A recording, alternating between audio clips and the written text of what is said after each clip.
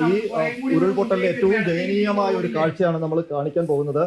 ഈ വനത്തിനുള്ളിൽ, കൊടും വനത്തിനുള്ളിൽ രണ്ട് ആദിവാസി കുഞ്ഞുങ്ങളെ ഈ നെഞ്ചോട് ചേർത്ത് പിടിച്ച് ഇവിടുത്തെ ഫോറസ്റ്റ് ഉദ്യോഗസ്ഥർ ഇരിക്കുന്ന കാഴ്ചയാണ്. ഇവരെ ആ കൊടും വനത്തിനുള്ളിൽ സൂചിപ്പാറ വെള്ളച്ചാട്ടത്തിന് സമീപത്ത് ഈ താഴ്വശത്ത് ഈ കൊടും ഉരുൾപൊട്ടൽ വന്ന ഭാഗത്ത് നിന്ന് വീണ്ടെടുത്തിട്ടാണ് വളരെ അതിസാഹസികമായി ഫോറസ്റ്റ് ഉദ്യോഗസ്ഥർ പോയി രക്ഷിച്ചുകൊണ്ട് വന്നതാണ്. അവരെ ഇപ്പോൾ ഇവിടെ അവർക്ക് കൊടുക്കാൻ ഭക്ഷണമൊന്നും ഇവിടെ ഇല്ല. തൽക്കാലം ഇരുമ്പമ്പുളിയും വെള്ളവും മാത്രമാണ് അവർക്ക് കൊടുക്കുന്നത്. അവർ തണുത്ത് വിറച്ചിരിക്കുകയാണ്. ഇവിടെ ഇപ്പോൾ ഈ ഫോറസ്റ്റിന്റെ ഒരു ക്യാമ്പ് ഷെഡ് ഉണ്ട്, അതിനുള്ളിൽ തീ കൂട്ടി അവരെ ഒന്ന് ചൂടാക്കി അവരുടെ ശരീരത്തിന്റെ താപനില പഴയ സ്ഥിതിയിലേക്ക് കൊണ്ടുവരാൻ വേണ്ടിയുള്ള ശ്രമമാണ് ഫോറസ്റ്റ് ഉദ്യോഗസ്ഥർ ചെയ്യുന്നത്.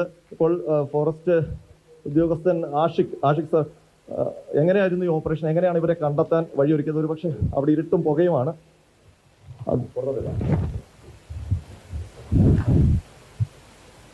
കൽപ്പറ്റ റേഞ്ച് ഓഫീസറാണ്. ഞങ്ങൾ രാവിലെ ഒരു 10 മണിയോട് കൂടിയിട്ട് നമ്മുടെ ഏറാട്ടുകുണ്ട് കോളനിയിലോട്ട് പോവുമായിരുന്നു. ആ സമയത്ത് കാട്ടിൽ വെച്ചിട്ട് ഒരു അമ്മയും മകനെയും കണ്ടു. അമ്മയും മകനും ഭക്ഷണം കിട്ടാതെ അലയുന്നൊരു ദയനീയ കാഴ്ചയായിരുന്നു.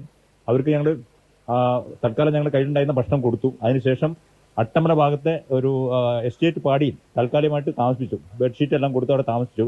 അവിടെ നിന്ന് വിവരങ്ങൾ ലഭിച്ചതിന്റെ അടിസ്ഥാനത്തിലാണ് ഞങ്ങൾ ഈ പറഞ്ഞ സൂചിപ്പാറ വാട്ടർഫാൾസിന് താഴ്വശത്തേക്ക് പോയത്. താഴ്വശത്തേക്ക് പോകുമ്പോൾ ഉണ്ടായിരുന്ന ആ വഴിയെല്ലാം അടഞ്ഞു കിടക്കുകയാണ്. പല ഭാഗത്തും പൊട്ടിയിട്ട് വഴിയെല്ലാം അടഞ്ഞിരിക്കുന്നതാണ്. അത് മാത്രമല്ല പല വാലികളായിട്ട് ചേർന്ന് നിൽക്കുന്ന വാലീസാണ്. വെള്ളച്ചാട്ടമുണ്ട്, കൊടും കാടാണ്. ഈ വഴിയിലൂടെ പോകുന്നതിനും കുറച്ച് ബുദ്ധിമുട്ടാണ്. കാരണം കുത്തനെയുള്ള ഇറക്കാണ്.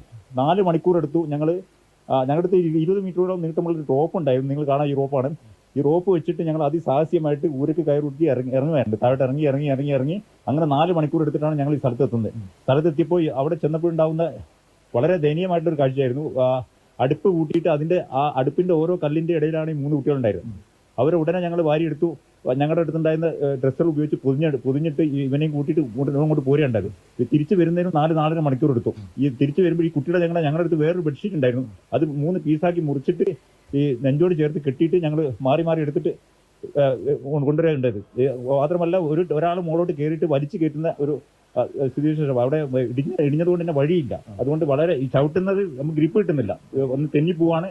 പിന്നെ ഈ മണ്ണ് ഇളകി നിൽക്കുകയാണ്. പിന്നെ മഴ ഇങ്ങോട്ട് വരുന്ന സമയത്ത് ഭയങ്കരമായിട്ട് മഴയും പെയ്തിരുന്നു. ഈ കുഞ്ഞുങ്ങളുടെ അമ്മ എവിടെയാണ് ഇപ്പോൾ? അമ്മ 3 കിലോമീറ്റർ അപ്പുറത്ത് നമ്മൾ അട്ടമല എസ്റ്റേറ്റ് HML എസ്റ്റേറ്റ് പാടിയിൽ ആണ് ഇപ്പോൾ ആക്കിയിരിക്കുന്നത്. അവരെ കൂട്ടിയിട്ട് നമ്മുടെ കൂടെയും കുട്ടികളുണ്ട്. അവരെ ഒരു കുട്ടിയുണ്ട്. ഈ അച്ഛനും അമ്മയ്ക്കും കൂടി 4 കുട്ടികളുണ്ട്. 4 ആൺകുട്ടികളാണ്. ഒരു കുട്ടിക്ക് 1 വയസ്സ്, 2 വയസ്സ്, 3 വയസ്സ്, 4 വയസ്സ്. അപ്പോൾ ഇപ്പോൾ ഉള്ളത് 4 വയസ്സായുള്ള കുട്ടിയാണ് അവിടെ ഉള്ളത്. ആ കുട്ടിക്ക് ഇന്ന് രാവിലെ ഞങ്ങൾ ഭക്ഷണം കൊടുത്തിരുന്നു. അമ്മയ്ക്കും കൊടുത്തു. ഇവർക്കുള്ള ഭക്ഷണം കയ്യിലുണ്ടായിരുന്ന ഭക്ഷണം കൊടുത്തിട്ടുണ്ട്. പക്ഷെ എന്നാലും അവർക്ക് ഭക്ഷണം വേണം. അപ്പൊ ഞങ്ങൾ വെയിറ്റ് ചെയ്യണം. ഇപ്പോൾ എത്തും ഭക്ഷണം. പിന്നെ ഇവിടെ നിന്ന് താഴെ നിന്ന് വരണം. താഴെ നിന്ന് അമ്മയും കുട്ടിയും ഈ 3 കുട്ടിയെടുത്ത് വരണം. വന്നിട്ട് ഭക്ഷണം കൊടുക്കും. ഇപ്പൊ ഇവരെ ഇവിടെ തന്നെ താമസിപ്പിക്കാന്നോ അതോ വേറെ എങ്ങോട്ടെങ്കിലും മാറ്റുന്നുണ്ടോ? ഇവരുടെ ഒരു സ്വഭാവം വെച്ച് നോക്കുമ്പോൾ ഇവർ ഇന്നേ വരെ പുറത്തോട്ട് വന്നിട്ടില്ല. ഈ കുട്ടികളെ ശരിക്കും ഒരുപക്ഷെ ഇവിടെ കണ്ടിട്ടില്ല. ഈ ലോകം കണ്ടിട്ടില്ല. പുറം കാണാത്ത കുട്ടികളാണ്. അതിൽ മൂത്ത കുട്ടി വന്നെങ്കിലേ ഉള്ളൂ. അപ്പൊ ഇവര് പറയുന്നത് ആ ചെറിയ കുട്ടിയൊന്നും കൂടി വന്നിട്ടില്ല. ഈ സൂചിപ്പാറ വെള്ളച്ചാട്ടത്തിന് താഴെ ഒരു കുഴിയിലാണ് കണ്ടെത്തുന്നത്. അതെ. സൂചിപ്പാറ വെള്ളച്ചാട്ടത്തിന്റെ താഴെ ഒരു കുഴിയിൽ അതിനോട് ഒരു പാറപ്പത്തിനുള്ളിലാണ്. പാറപ്പത്തിനുള്ളിലോട്ട് അങ്ങോട്ട് വെള്ളം കയറിയതുകൊണ്ട് തന്നെ കുറച്ച് മാറിയിട്ടാണ് നിന്നത്. ഈ വസ്ത്രങ്ങളൊന്നും ഇല്ലാതെ ഈ കൊടും തണുപ്പത്ത് ഇല്ല. വസ്ത്രവുമില്ല, ഭക്ഷണവുമില്ല. ഈ ചക്കക്കുരു പോലത്തെ ചെറിയ എന്തോ ഒരു കായ ഇതിലിട്ട് കണലിലിട്ടിട്ട് അങ്ങോട്ടും തട്ടിയിട്ട് അതിങ്ങനെ കഴിച്ചുകൊണ്ടിരിക്കുന്ന കാഴ്ചയാണത്. ഞങ്ങൾ ഭക്ഷണം കൊടുത്താൽ ഉടനെ കഴിച്ചു വരും. ബിസ്ക്കറ്റും ബ്രെഡും ഉണ്ടായിരുന്നു. അത് കൊടുത്തപ്പോൾ ഉടനെ കഴിച്ചു വരും. അപ്പൊ ഇനിയിപ്പോ ഇവരെ എങ്ങോട്ടാണ് ഷെൽട്ടർ ചെയ്യാൻ പോകുന്നത്? ഇവരെ ഇവിടെ തന്നെ ഈ കാട്ടിൽ തന്നെ ഇവർക്ക് പുറത്താവാസ വ്യവസ്ഥയായിട്ട് പറ്റില്ല? ഇല്ല. ഇവർക്ക് ഒരു കാരണവശാലും ഇവർക്ക് പുറത്തൊരു ഇത് ഇഷ്ടപ്പെടുന്ന ആൾക്കാരല്ല ഇവർ. ഇയാളുടെ പേര് കൃഷ്ണൻ എന്നാണ്. അവരുടെ ഭാര്യയുടെ പേരാണ് ശാന്ത. ഇവർ സംസാരിക്കുന്ന അവർക്ക് ഇഷ്ടമല്ല. ഒന്നാമത് നമ്മൾ ഇടപെടുന്ന ഇന്ന് നമ്മൾ അങ്ങനെ കൂടുതൽ ഡിസ്റ്റർബ് ചെയ്ത് കഴിഞ്ഞാൽ അവർ പുറത്ത് പോയി കളയും. രാത്രി നമ്മൾ കാണാതെ വീണ്ടും അങ്ങോട്ട് തന്നെ പോകും. അത് ഭയങ്കര ഡേഞ്ചറസ് ആണ്. അങ്ങോട്ട് പോകുന്നത് പെട്ടെന്ന് നമ്മുടെ കണ്ണുപിടിച്ച് പോകാനുള്ള സാധ്യതയുണ്ട്. പക്ഷേ ഇപ്പോൾ നമുക്കൊരു ഉറപ്പ് വന്നിരിക്കുന്നത് നമ്മുടെ വനപാല ഇടയ്ക്ക് വനപരിശോധന സമയത്തൊക്കെ ഇവർ കാണുന്ന ആൾക്കാരായതുകൊണ്ട് തന്നെ അവർക്ക് ഇതിന്റെ ഗൗരവം പിടികിട്ടിയിട്ടുണ്ട്. കാരണം വരുന്ന സമയത്ത് തന്നെ വഴികളൊക്കെ പോയിട്ടുണ്ട്. ആയതുകൊണ്ട് ഇനി ഇവിടുന്ന് വിട്ടു പോകാൻ സാധ്യതയില്ല. ഇപ്പൊ ഞങ്ങൾ ഇന്ന് ചെയ്യുന്നത് കുറച്ച് ഇതിന്റെ പുറത്ത് തന്നെ ഒരു ഷെഡ് കിട്ടിയിട്ട് അവർ താമസിക്കും അവിടെ. അത് പ്ലാസ്റ്റിക് ഷെഡ് എന്തെങ്കിലും വെച്ച് കൊടുത്തു കഴിഞ്ഞാൽ അവർ താമസിച്ചു. അപ്പൊ ഷെഡ് ആവശ്യത്തിന് ഡ്രസ്സും കമ്പിളിയും ഒക്കെ എത്തിക്കാം. സാധനങ്ങളെല്ലാം ഇവിടെ ഒരു 2 കിലോമീറ്റർ അപ്പുറത്തുണ്ട്. അപ്പൊ അത് വെച്ചിട്ട് നമ്മുടെ വനിതാ സ്റ്റാഫ് ഇങ്ങോട്ടേക്ക് വരുന്നുണ്ട്. ഈ ലേഡീനെയും കൂടി ഇവിടെ അമ്മയും കൂട്ടിയിട്ട് വരും. എന്നിട്ട് ഇവർ ഇവിടെ വന്നിട്ട് ആ ഡ്രസ്സ് കൊടുക്കും. ഈ ഉരുൾപൊട്ടൽ ഉണ്ടാകുന്ന സമയത്ത് എവിടെയായിരുന്നു? ഉരുൾപൊട്ടൽ ഉണ്ടാകുന്ന സമയത്ത് ഈ പാറയുടെ ഉള്ളിലായിരുന്നു. അവരെന്തോ ഒരു സംശയം തോന്നിട്ട് മുകളിലോട്ട് കയറിയിട്ട് കുറച്ച് ഒരു 10-20 മീറ്റർ മാറിയിട്ട് ഇപ്പുറത്തേക്ക് നിൽക്കേണ്ടായിരുന്നു.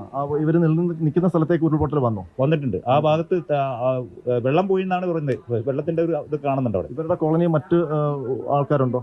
ഇല്ല, ഈ പറയുന്ന കൃഷ്ണനും ഭാര്യയും 4 കുട്ടികളും മാത്രമാണ് അവിടെ ഈ തുരങ്ക ഈ പറയുന്ന ഈ പാറ പുത്തിനുള്ളിൽ അവർ മാത്രമാണുള്ളത്.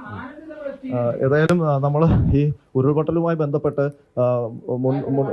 മുണ്ടക്കയിൽ നിന്ന് താഴേക്ക് ഇറങ്ങുമ്പോഴാണ് ഇങ്ങനൊരു സംഭവം ഫോറസ്റ്റ് ഉദ്യോഗസ്ഥർ നമ്മളോട് പറയുന്നത്. ഉടൻ തന്നെ നമ്മൾ ഇവിടേക്ക് വരാൻ ഒരുപാട് കഷ്ടപ്പെട്ടു. കാരണം അട്ടമല കഴിഞ്ഞ് ഒരുപാട് ദുർഘടം പിടിച്ച വഴി കൂടാണ് ഇവിടേക്ക് വരേണ്ടത്. പക്ഷെ ഇവിടെ വരുമ്പോൾ കാണുന്ന കാഴ്ച കുഞ്ഞു കുരുന്നുകൾ നമ്മുടെ കേരളയിലേക്ക്. കാരണം ആ കുഞ്ഞുങ്ങളുടെ അവര് ശരിക്കും ഭക്ഷണം കഴിച്ചിട്ട് തന്നെ ഈ ഉരുൾപൊട്ടലുണ്ടായ ശേഷം അവർ സാധാരണ കാട്ടിൽ നിന്ന് ശേഖരിക്കുന്ന വിഭവങ്ങളാണ് കഴിക്കുന്നത്.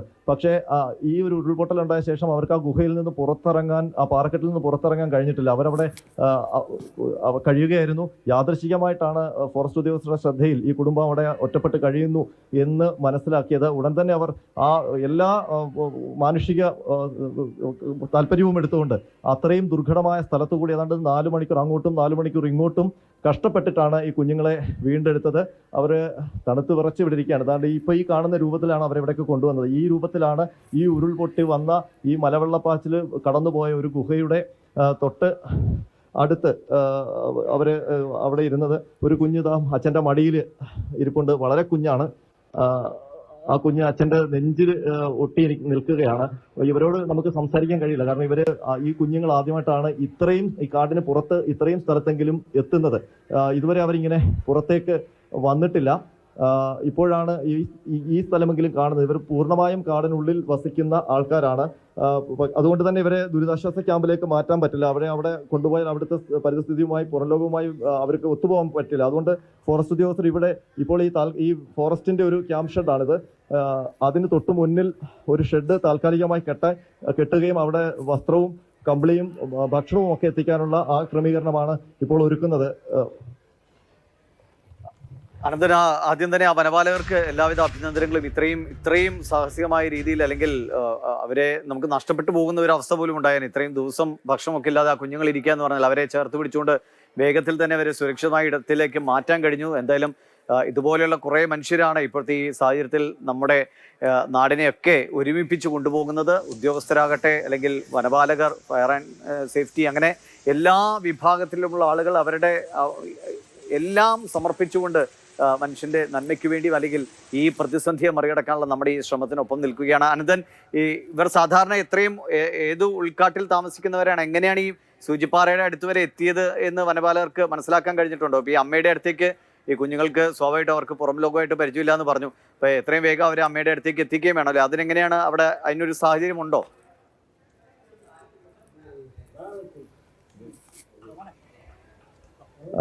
ദിവിഷ, ഇത് സംഭവിച്ചത് ഈ ഉരുൾപൊട്ടലുമായി ബന്ധപ്പെട്ട് ഫോറസ്റ്റ് ഉദ്യോഗസ്ഥർ, ഇതിനുള്ളിൽ അവർക്കറിയാം ഈ ആദിവാസി കോളനികൾ ഉള്ളത്. അപ്പോൾ അവിടെയുള്ള ഒരു കോളനിയിലെ ആൾക്കാർക്ക് എന്ത് സംഭവിച്ചു, അല്ലെങ്കിൽ അവർ സുരക്ഷിതരാണോ എന്ന് അറിയാൻ വേണ്ടി പട്രോളിങ്ങിന് ഇറങ്ങിയതാണ്. ഫോറസ്റ്റിലൂടെ അവർ വന്നതാണ്. അപ്പോഴാണ് ഒരു സ്ത്രീ ഒരു കുടിലിൽ വന്ന് തിരിച്ചു മടങ്ങുന്നത് കണ്ടത്. അപ്പോൾ അവരോട് ചോദിക്കുമ്പോഴാണ് അവർ പറയുന്നത്, ഞങ്ങൾ ഉരുൾപൊട്ടലിന്റെ വിവരം അറിഞ്ഞ് മുകളിലേക്ക് കയറിപ്പോയതാണ്. പക്ഷേ അവിടെ കുഞ്ഞുങ്ങൾക്ക് ഭക്ഷണം കൊടുക്കാൻ അരിയില്ല. ആ അരി തേടിയാണ് ഈ കോളനിയിലേക്ക് എത്തിയത്. പക്ഷേ ഇവിടെ വന്നപ്പോഴും അരിയില്ല. അങ്ങനെ നിരാശയായി മടങ്ങിപ്പോകുക. അങ്ങനെ ചോദിച്ചു വരുമ്പോഴാണ് ഈ കുഞ്ഞുങ്ങൾ ഈ സൂചിപ്പാറ വെള്ളച്ചാട്ടത്തിന്റെ താഴെ ഒരു കുഴിയിൽ അവരെ സുരക്ഷിതമായി, കുഴി എന്ന് പറഞ്ഞാൽ ഒരു ഗുഹ പോലത്തെ സ്ഥലമാണ്. പക്ഷെ അവരാദ്യം ഇരുന്ന പാറയുടെ തൊട്ട് അടുത്തുകൂടിയാണ് ഈ ഉരുൾപൊട്ടലിന്റെ മലവെള്ളപ്പാച്ചിൽ പോയത്. അപ്പോഴേക്കും അവരുടെ ശബ്ദം കേട്ട് കുറച്ചുകൂടി മുകളിലേക്ക് കയറുകയായിരുന്നു. അവിടെ അവർക്ക് സുരക്ഷിതമായിരുന്നു. പക്ഷേ ഈ ഫോറസ്റ്റ് ഉദ്യോഗസ്ഥർ അവരെ കണ്ടെത്തിയില്ലായിരുന്നെങ്കിൽ ഇപ്പോൾ ഇവിടെ 3 കുഞ്ഞുങ്ങളാണുള്ളത്. 4 കുരുന്നുകൾ ഇവരോടൊപ്പം ഉണ്ടായിരുന്നു. ഒരു അച്ഛനും അമ്മയും ഉണ്ടായിരുന്നു. അവരെല്ലാം നമുക്ക് ഒരു പക്ഷേ എന്ത് സംഭവിക്കുമെന്ന് അജ്ഞാതമാണ്, അല്ലെങ്കിൽ പറയാൻ പറ്റില്ല. കാരണം അത്രയേറെ ഒരു ബുദ്ധിമുട്ടുള്ള ഒരു പരിസ്ഥിതിയാണ് ഇപ്പോൾ ഈ സമീപ പ്രദേശത്തിലെ കാടുകളിലൊക്കെ ഉള്ളത്. കാരണം ഇവിടുത്തെ ഈ ഉരുൾപൊട്ടലിന് ശേഷം ഇവിടുത്തെ കാലാവസ്ഥയാകെ മാറിയിട്ടുണ്ട്. നിരന്തരം മഴ പെയ്തുകൊണ്ടിരിക്കുകയാണ്. ഒപ്പം തണുപ്പ് ഭയങ്കരമാണ്, കോട ഭയങ്കരമാണ്. അപ്പോൾ ഒരു വസ്ത്രവും ഇല്ലാതെ ഇവർ ഈ കുഞ്ഞുങ്ങളെയും നെഞ്ചത്ത് പിടിച്ചുകൊണ്ട് ആ ഗുഹയ്ക്കുള്ളിൽ എത്ര ദിവസം കഴിയാനാണ്? ഏതായാലും വളരെ ഭാഗ്യം എന്ന് തന്നെ പറയാം. ഈ ഫോറസ്റ്റ് ഉദ്യോഗസ്ഥരുടെ ശ്രദ്ധയിൽ ഈ കുരുന്നുകൾ പെട്ടുപോയി. ഏതായാലും ഈ താൽക്കാലികം ഉണ്ടാക്കിയിരിക്കുന്ന ഇവിടെ നിന്ന് ശേഖരിച്ച വിറകുകളൊക്കെ കൂട്ടിയിട്ടുണ്ടാക്കിയിരിക്കുന്ന ഈ ഒരു തീയുടെ മുമ്പിൽ അവരിങ്ങനെ തീ കാഞ്ഞ് ആ ഫോറസ്റ്റ് ഉദ്യോഗസ്ഥരുടെ മടിയിൽ ഇങ്ങനെ ഇരിക്കുകയാണ്. ഇപ്പോൾ അവരെ വളരെ ശാന്തരാണ്. അവർക്ക് മുഖത്ത് വലിയ ആശങ്കയൊന്നും കാണുന്നില്ല. പക്ഷെ അവർക്ക് വിശക്കുന്നുണ്ടാകും. അവർക്ക് തൽക്കാലം ഒരു ഇരുമ്പമ്പുളി മാത്രമാണ് ഇവിടെ കൊടുക്കാനുണ്ടായിരുന്നത്. അത് അവർ കൊടുത്തു, കുറച്ച് വെള്ളവും കൊടുത്തു.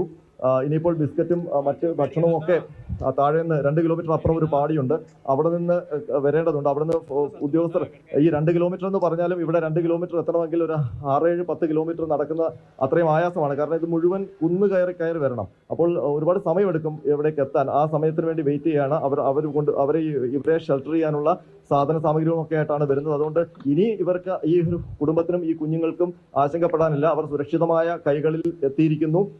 അവർ ഇനി സുരക്ഷിതമായി തന്നെ തുടരുകയും ചെയ്യും. പക്ഷേ ഇവരുടെ ഒരു സ്വഭാവം അനുസരിച്ച് ഇവർ ചിലപ്പോൾ കാട്ടിലേക്ക് തിരിച്ചു കയറാനുള്ള സാധ്യതയുണ്ട്. അത് അപകടമാണ്. അതുകൊണ്ട് തന്നെയാണ് ഇവർ ഈ ഫോറസ്റ്റ് ക്യാമ്പിനുള്ളിൽ തന്നെ അവരെ താമസിപ്പിക്കാൻ ശ്രദ്ധിക്കുന്നത്. അവർക്ക് വേണ്ടുന്ന കരുതലുകൾ നൽകുന്നത്. കാരണം അവർക്ക് മറ്റ് ആൾക്കാരുമായി ഇടപഴകിയുള്ള ശീലമൊന്നുമില്ല. അതുകൊണ്ട് അവരെ വേറൊരു രീതിയിൽ അല്ലെങ്കിൽ കുറച്ചുകൂടി വളരെ വാത്സല്യത്തോടെ ആണ് അവരെ നോക്കേണ്ടത്. ആ ഒരു ശ്രദ്ധയാണ് ഫോറസ്റ്റ് ഉദ്യോഗസ്ഥരുടെ ഭാഗത്തു നിന്ന് ഇപ്പോൾ കാണുന്നത്. ദിവിഷ്, അതായത് ഈ ആദിവാസി ഊരിൽ എത്ര പേരുണ്ടായിരുന്നു? അവരെല്ലാവരും തന്നെ സുരക്ഷിതരാണോ? അവർ നേരത്തെ മുകളിലേക്ക് കയറി എന്ന് പറഞ്ഞു. അപ്പോൾ എല്ലാവരും തന്നെ സുരക്ഷിതരാണല്ലോ അല്ലേ, പലയിടങ്ങളിലായിട്ടാണെങ്കിലും?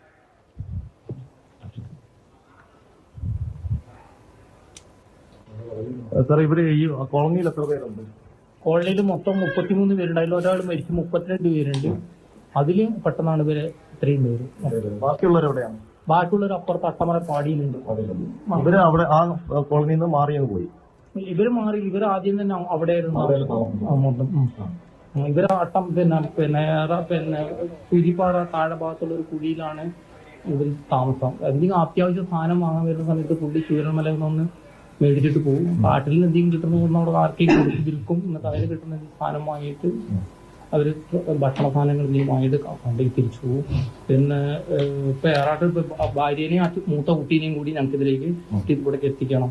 നിങ്ങൾ എന്തായാലും യാദൃശ്യമായി കണ്ടത് ഭാഗ്യമായി. കണ്ട ഭാഗ്യമായി. ഞങ്ങൾ രാവിലെ ഇന്നാൾ തന്നെ ചോദിച്ചിരുന്നപ്പോൾ ഭക്ഷണ സാധനത്തിന് വേണ്ടി വന്നാണ്. എന്ന് കണ്ടത് ഏതായാലും വളരെ ഭാഗ്യമായി. അതുകൊണ്ട് ഞാൻ സാറോട് തന്നെ പറഞ്ഞു, ഇപ്പൊ തന്നെ അവരെ നമുക്ക് എന്ത് ത്യാഗം സഹിച്ചാലും വെളിയിലേക്ക് കൊണ്ടുവരാൻ. അപ്പൊ അതുകൊണ്ട് ഞാൻ ഇവിടെ പിന്നെ കണ്ണൻ എന്ന് പറഞ്ഞ ഒരാളെയും കൂടി കൂട്ടിയിട്ട് ആ കോളനിയിലുള്ള കണ്ണനെയും കൂടി കൂട്ടിയിട്ട് ഞങ്ങൾ നേരം തന്നെ ഇപ്പൊ തന്നെ ഒന്ന് കൊച്ചു ഇവിടെ ഒന്ന് ശിക്ഷിച്ചു. ഏതായാലും അവർ സുരക്ഷിതരാണ്.